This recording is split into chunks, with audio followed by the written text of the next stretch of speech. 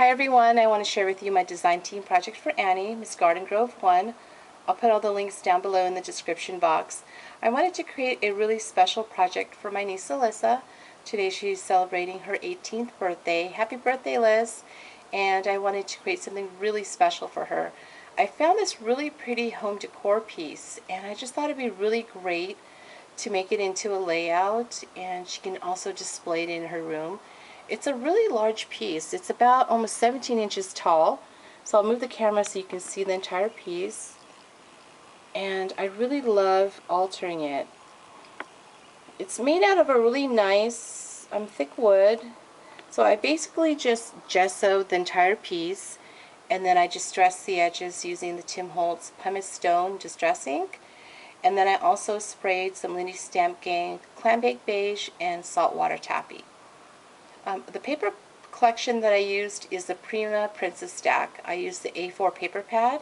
So I basically just layered some of the design paper. I distressed the edges with my distressing tool, and then I also inked it with the Pumice Stone Distress ink. I'll start from the top. I basically created a banner, and I used the Sizzix die that I purchased from Hobby Lobby. I did have to trim it up a little bit to fit the project, and I used the die cuts with a view 6x6 burlap paper pad. And then I add some of the Prima design paper on top, which I also distressed with my distressing tool. You can see on the ends I created two little bows, and I used Annie's trim. And then I also add some of my mom's crochet hearts in the center. Throughout the project you can see I added some of those little butterflies using my favorite Martha Stewart punch. For her photo, this is a really beautiful photo I love of her, and I basically created a little photo mat behind it using the design paper, and then I spelled out the word cherish using some of my stickers, and then I also incorporated one of those little butterflies. You can see I layered some of Annie's gorgeous trims. I added that really light rose trim on top, and it's just really pretty. And then I add one of her porcelain flowers, and then I incorporated some of the Recollections Michael's flowers on the project as well.